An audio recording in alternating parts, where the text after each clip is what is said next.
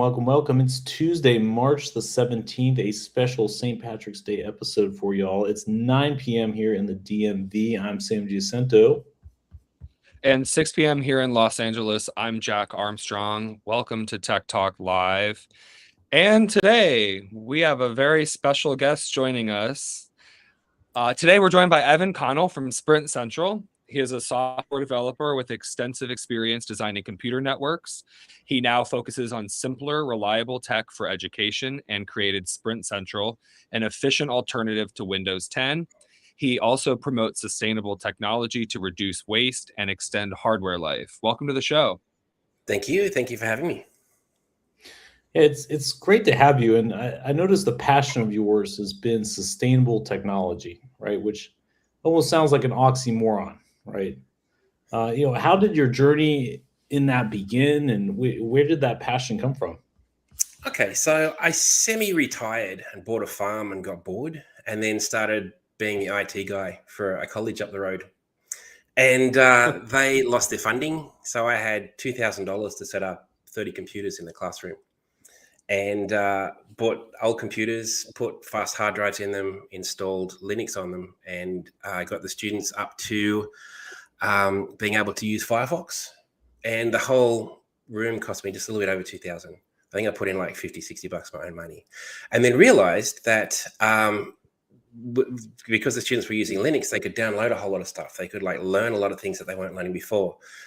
And a lot of the kids that were sitting up the back that were always quiet, all of a sudden started coming and teaching all the other kids how to do things. So that kind of got me started on what could be done with old computers. I then developed a program to help kids with cerebral palsy communicate. Out here in Australia, we have something called the NDIS. And the machine that these kids use costs about $80,000, and it can take up to 10 years for the kids to be given this technology. So they're waiting in a chair or lying down and not able to communicate with an active mind for 10 years of their life. And so with an old laptop, an old camera, and a Linux-based system, I've recreated what they used for Stephen Hawkins, and we hand them out. We've handed out about 600 computers, and that's just a start. So there's a lot of things you can do with an old computer. The fact that Microsoft has stopped supporting Windows 10 has meant that there's a lot of computers out there that are being thrown away. There's over 400 million, which is very harsh on the environment, along with other things. And we don't necessarily need to be throwing out our old computers. We can be doing something a lot more constructive with them. That's a very creative use case. I want to applaud you for that before Jack asks another question. Yeah. No, definitely. Well, so I think just for listeners that don't know, can you explain why? So I think Microsoft and Apple, even to some extent, they kind of teach us, they get us conditioned to believe that when technology gets older, it has to slow down, right? Because they want to sell you more computers. I know you guys, mentioned that your old laptop can run, up to 25 times faster than it did. Can you explain how that's possible? Yeah. So there was two questions. The first one was planned obsolescence, making a machine going to be obsolete in the future while you're building it. They do it with a lot of white goods, and they do it with computers as well. But the hardware in the computer doesn't become out of date. The software that you use to run it does. And that's a planned process. So to be able to get another operating system in there that's smaller than Windows and allows it to run faster. So Sprint Central is written on something called Linux, which is an open source or a free operating system you can download and you can do anything with. And so what I've done is I've downloaded that. I've added a Microsoft Office program because I wanted originally focusing on students. I put in 25 STEM programs that the universities are using so that any of the students that wanted to use those when they went to uni would have a bit of experience beforehand. But the actual programs itself, so like Sprint Central itself is around about 1 terabyte big in total. As a reference, Microsoft Word is around about 30 gigabytes. Sorry. So it's quite considerably smaller, which means it goes faster because the system is locked down. So because I've got an Office program in there, I've got a video editing program, a Adobe Photoshop alternative. I've actually locked it all down, so it's impossible to install something that's not supposed to be in there, i.e. a virus. And then I've added it's nice for children, because if there's a way, they'll do it. Yeah, look, absolutely. And there's also a parent-student system you can add as well, so you can actually lock it down even further if you want to. If you're using it in a school, the teacher can reset the students' passwords and stuff like that. So I've added a whole lot of other crazy stuff, which you can do with when you use an open source program. And then I've just created a support team that is there to help. Microsoft developed an AI a long time ago called Phi 3, a system called Olama. And I don't know if you've ever had a play with it, but it was 10, 15, I guess, years ago. It was very simple and it wasn't very smart. But a lot of people have jumped on board that because they when they stopped using it, they made it open source. And a lot of people have jumped on that and made it a lot better and a lot smarter. And so I've actually integrated that into the operating system only to check for hardware issues. And if anyone needs to learn how to open a document or something like that in the Microsoft Word alternative.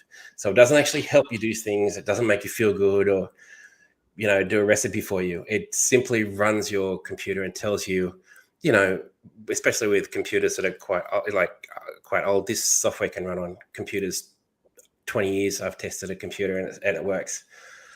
So, your hard drive can go, your battery can go, and the operating system will tell you what you need to replace with a bit of luck before you need to.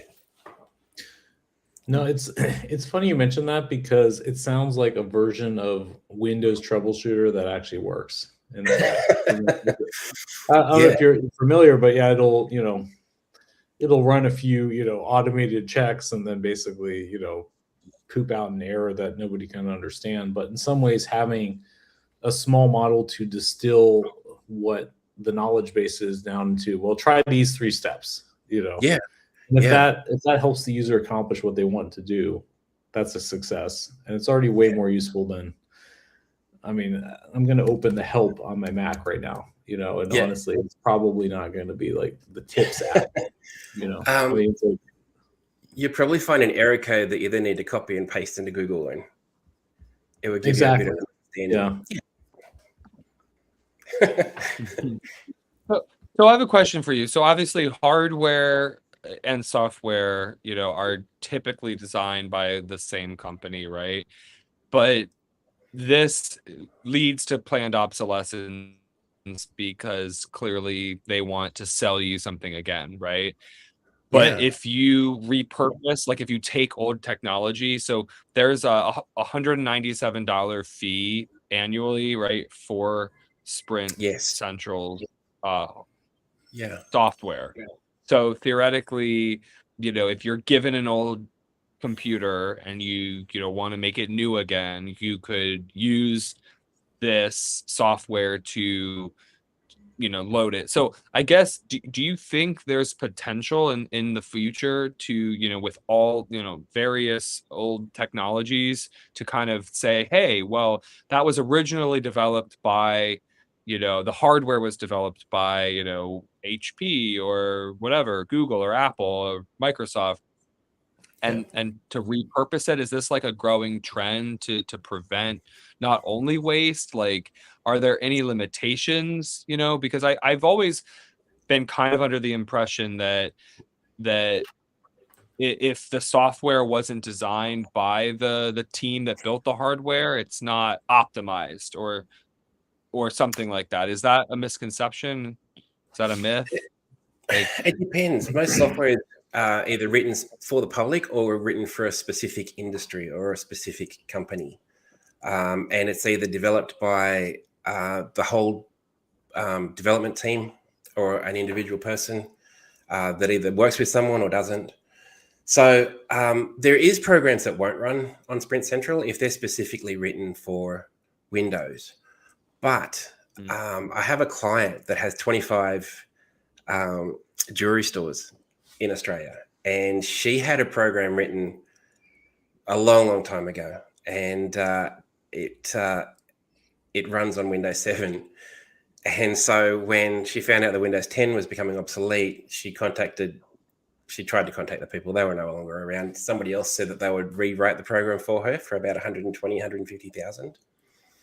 So using Linux, I created a virtual Windows 7 environment on each one of her point of sales, and then just made it so that they could only communicate with one another and nobody else could. And I think it cost her about $4,000 or $5,000 to update all of her computers. And she's using the same software she's been using forever.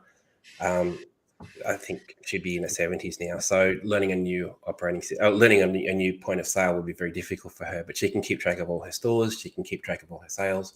She can order her jewelry. She has people that make the jewelry for her, and she can run that whole system.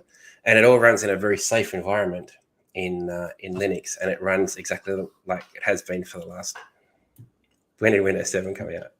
A long time.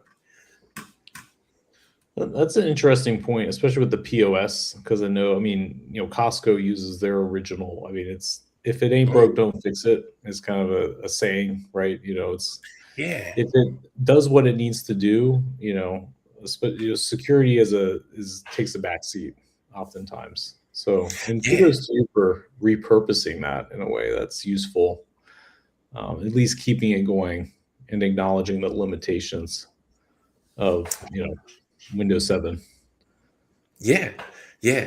A lot of people don't use open source operating systems because they're too hard to understand. Unless you're a tinkerer and you've got like hours to sort of troubleshoot something, it's not worth it. But Mac OS, the Apple operating system, it runs on Linux.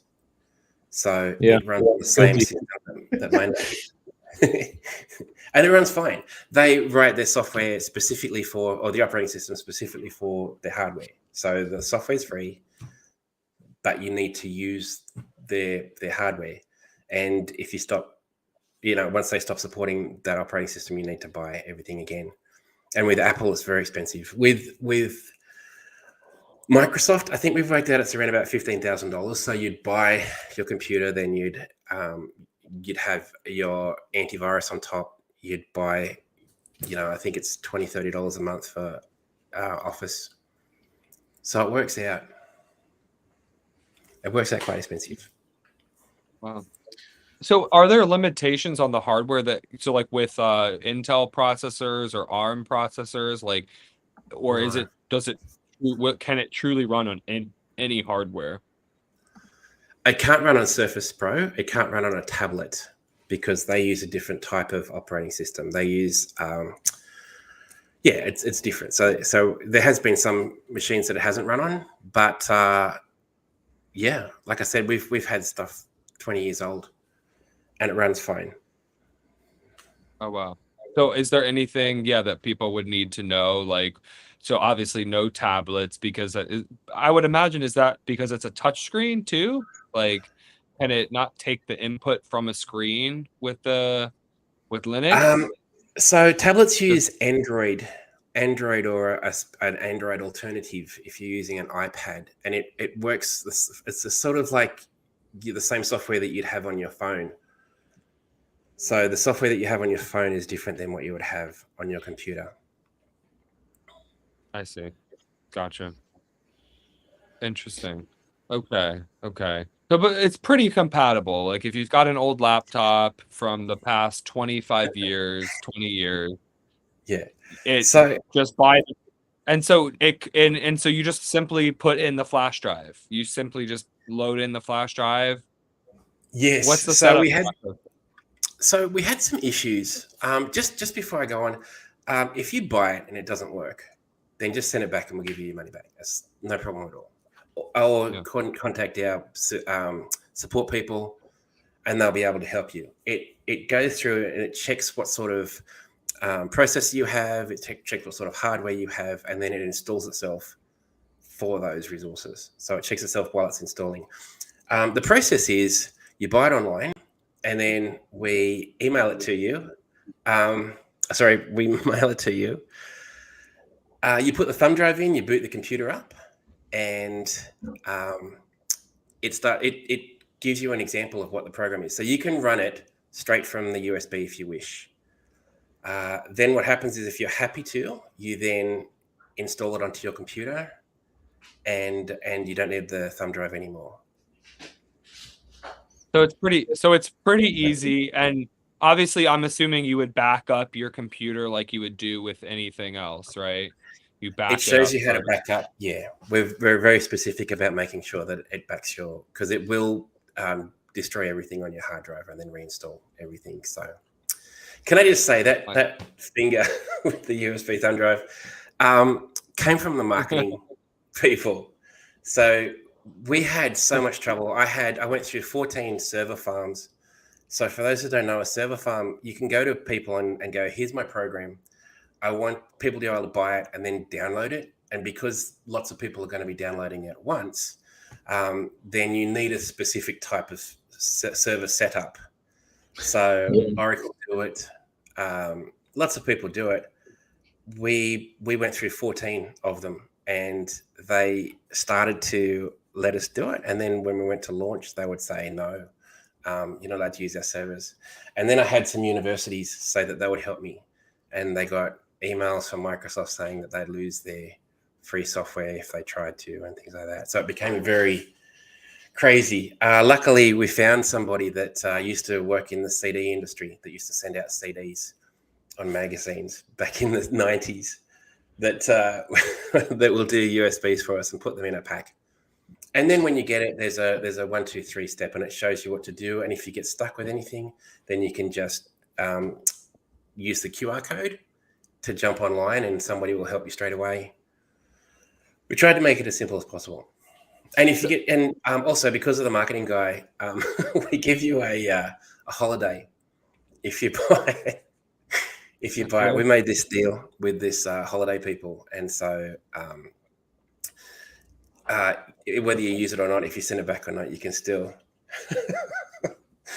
That's cool. So people, is this an advertise? This is just like a surprise. So this is like you're telling people right now there's a surprise with your purchase. You know. Yeah. So we've tried to get this out there. We've tried to get this out there since March last year. So what are we in now? Yeah. So it's been 12 months, and we've just been shut down every time. This was ready 12 months ago to go because I wanted to get it out before Microsoft stopped supporting Windows 10. So I was trying to get it out before October, make sure that everybody had a copy so that they could just easily transition. But didn't work out that way. So I went to a marketing company, and they've helped me get this far. They've been fantastic. That's great. I will say the mailing of flash drives is smart, because there's a reason. We talk about AWS a lot of the time, and for certain customers, they will send. I mean, this is now defunct, but the snowmobile, which is essentially, the 18-wheeler, full of hard drives, basically to go, there's a large truck full of hard drives, or they will ship physical hardware to your data center because for poor connections, it's legitimately faster to mail a flash drive than it would be to download. And then you're getting a quality image at the end of the day. Yeah, absolutely. The fact that you can, I made it so that you can use it off the flash drive. If you don't want to install it, that's okay. And you can use it off the flash drive forever. It doesn't actually start that 12 months until you've installed it on a computer. Oh, interesting. Okay. So does it need the internet to activate? No. Interesting. No, it'll sit there and just wait for you to connect. I did have it in some schools in Africa, and they didn't have any internet at all. I did originally have it set up so that if you had like a classroom and say 30, 40 kids, and then one of you can get to a McDonald's or something that's got internet, and then it updates itself. Then when it goes back on that network, it recognizes all the other computers and automatically updates from that one computer. But that created a few security risks, so I took that out for the final system. But yeah, no, you don't need internet to get it to work. You will. It does do updates around about every 4 to 6 weeks, just to make sure that everything's secure and things like that. Again, if you're not connecting to the internet, then it's not going to be an issue for you, because no one can connect to your computer. As soon as you connect, it will go off and it will update itself, and then it will let you surf around. That's smart. So theoretically, like, Microsoft viewed this as a threat because you're getting around some limitation that they impose, which is why, I mean, the flash drive in the mail idea is smart, and it's, I don't see it as a bad thing, right? Especially for older computers, but like, they didn't want this being able to be downloaded onto their computers. Like, they kept trying to shut it down. Like, what was their justification for that? I never got any justification. I actually never got any reason why I was kicked off their server farms. Oh, can you hear me okay? Yeah. Yeah. So I wasn't actually given a reason why. It just happened, and it happened everywhere. I don't really know whether Microsoft have got provisions that they've been developing over the last 20, 30 years. I remember back in the 90s when I was setting up international networks, Netscape Navigator, there was a big controversy over Netscape Navigator being taken down, and I just, it was, for me personally, it was very difficult to get this program out there, and but thankfully, like I said, I found someone that could put them onto a thumb drive. And I think it's nice getting something in the mail anyway. I think we're getting used to buying things online, getting it sent to you. And it's nice when you get a package, you open it up, and Yeah. Interesting. Yeah, it's strange that that's what it had to, but also, like, I feel like there can be so much standing in the way when you're doing something new, and I think you recognize that this is what has to be done, and also I think also kind of like you mentioned, operating systems used to come on physical forms, so I feel like it's kind of going back to that, but also not every computer has a CD drive, right? Like, so I think the fact that every computer would have a USB drive, do you need, I mean, this isn't USB-C, so do people need to be concerned? Like, as long as they have a USB drive on their computer, it theoretically should be able to install it. Yeah, absolutely. So it's not really made for new computers. My intention was never to compete with anybody. Yeah. It was just anybody that it was just to give people that had a computer that wasn't compatible with anything else a new life. So most old computers have got USB ports. That's the strange thing, why there'd be resistance to this. Like, why? Oh, you want people to buy a new computer and not experience a new operating system? I had a lot, even when I installed that room full of computers a couple of years ago, 2-3 years ago, I got resistance from parents. I got resistance from a lot of different people saying, how come our children are using these obsolete products, or, they need to be using something, better. And it wasn't until, all of a sudden they started to, we had to increase the security, because Linux is, like, Windows is very specific about how you can get, how it can be hacked and things like that. Whereas Linux is very solid, and it sort of bypasses a lot of those systems. So, and the kids started bringing in their own old computers, and we started installing it on that. And so, I don't know why there's a resistance. I think the resistance is that people are so used to something. And I think we're either Apple people or Windows people. And all of a sudden there's something new on the market, and people don't want to have to learn something new. They don't want to have to, deal with all the dramas that they've had before getting to know how a system works. But as you can see, if you can just scroll that back up to the top, I've made Sprint Central look and work exactly like Windows. From here. I like the tweaking of the UI elements and whatnot. Yeah. To be familiar, because So you've got a Yeah. menu and you've got the time and settings down here on the bottom right. Yes.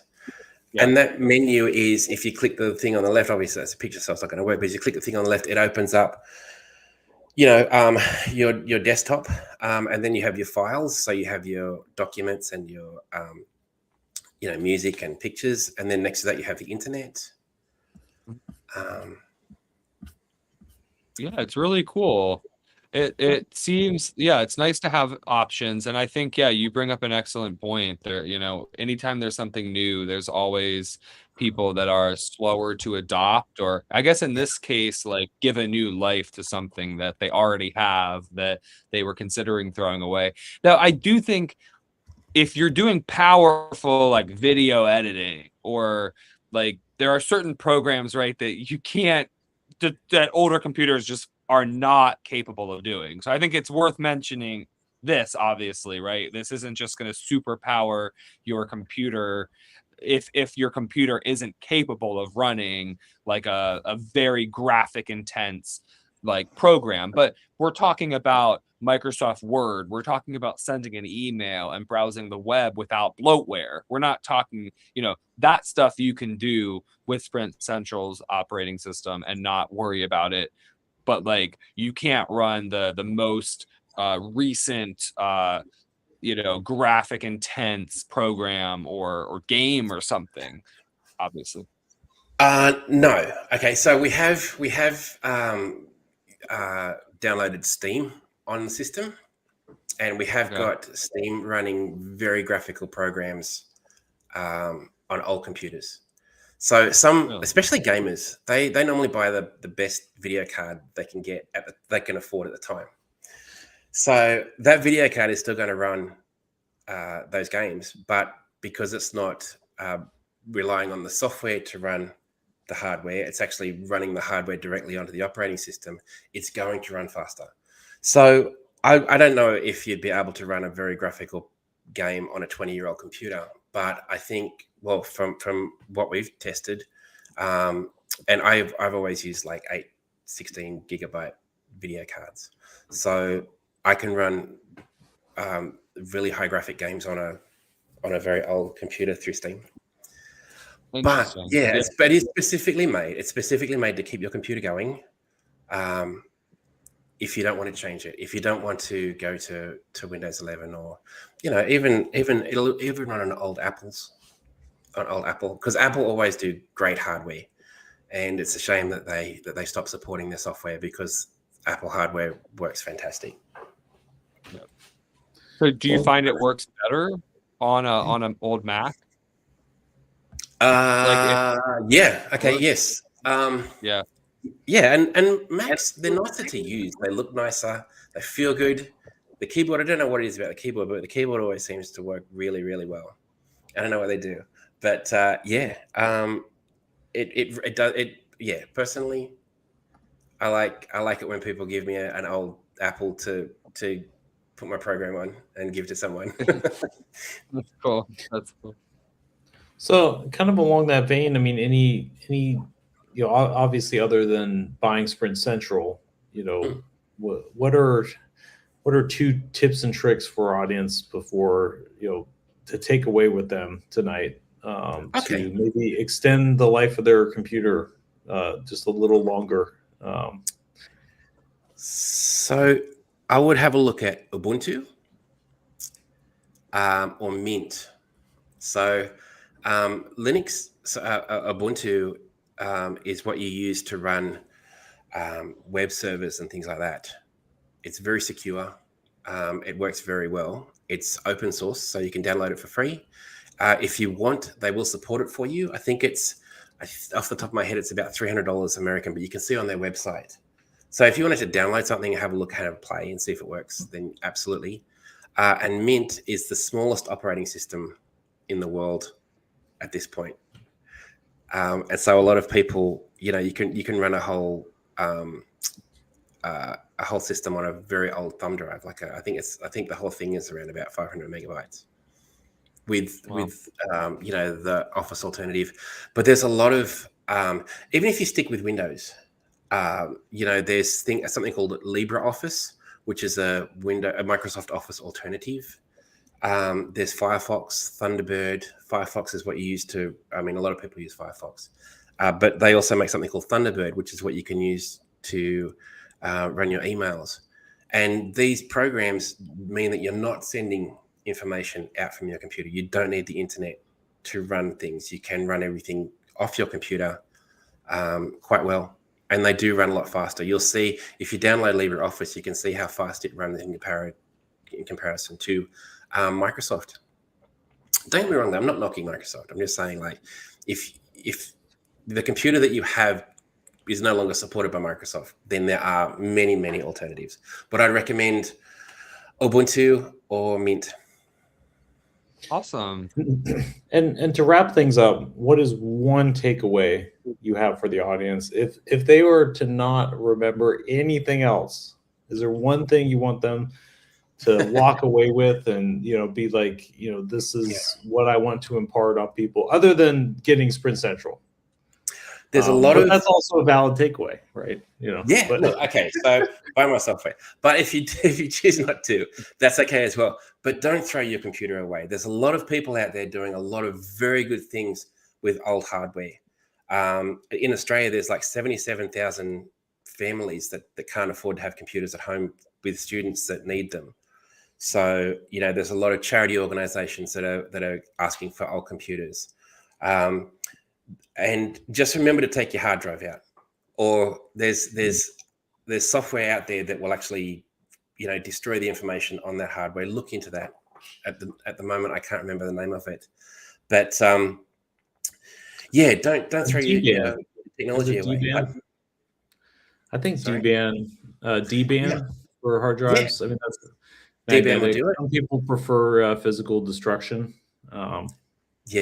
That's the hard thing. But with old laptops, you can pretty much take the hard drive out by unscrewing them from the bottom. The newer ones, you need to take the keyboard out and stuff like that. A lot of people. That's true. Do that. But don't throw your old technology out, because there's people out there that really do know it. Well, awesome. Well, thank you for your time tonight, Evan. We really appreciate it. Having me. Absolutely. Yeah. Thanks for coming on. Super fascinating to hear what you're doing. And we'll have to follow up and check in with you later, see how things are going. And Please do. thanks again. Thanks for coming on to tell us about it. We can't wait to continue following the journey. And nice speaking with you. Thanks.